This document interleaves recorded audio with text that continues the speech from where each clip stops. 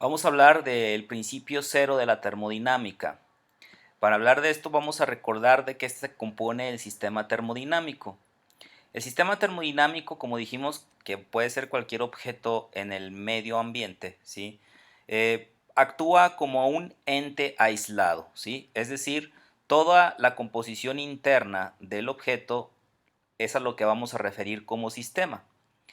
Los límites o paredes que este objeto tiene, ¿sí? Los límites físicos es lo que vamos a conocer propiamente como el límite del sistema.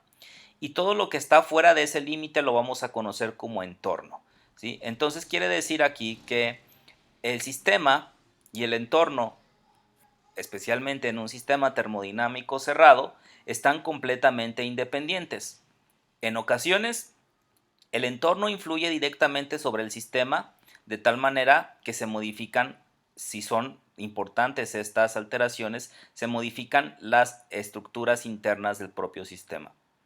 Para entender un poco acerca de la diferencia entre las interacciones del entorno y el sistema, vamos a definir algo que se llama proceso adiabático y proceso diatérmico, ¿sí? El proceso adiabático básicamente es todo aquel proceso, ¿sí?, físico en el que no se intercambia calor con el entorno, o sea, solo hay un cambio mecánico.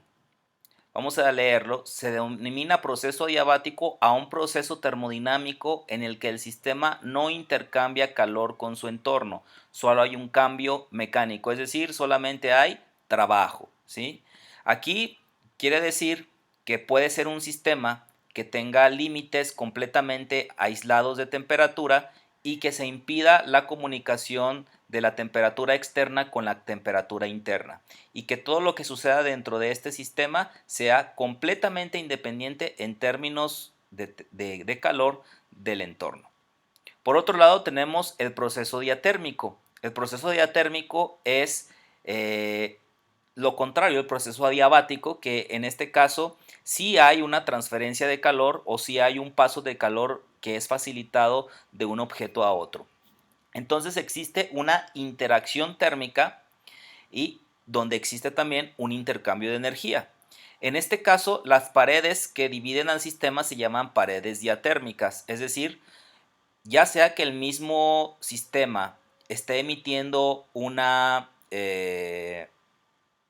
señal de calor o esté emitiendo calor propiamente, ¿sí?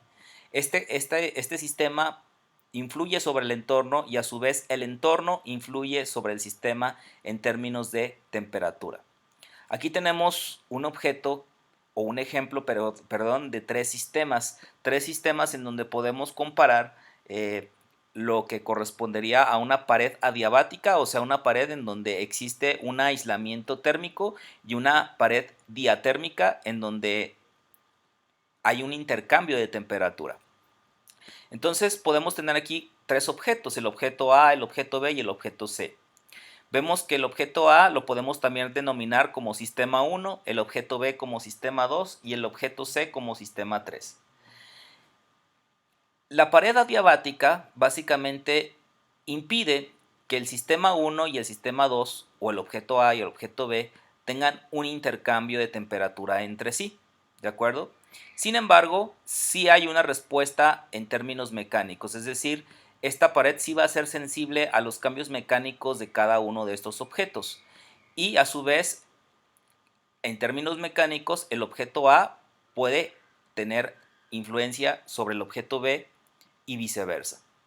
Por otro lado, tenemos un tercer sistema que está relacionado con los otros dos, como podemos ver acá.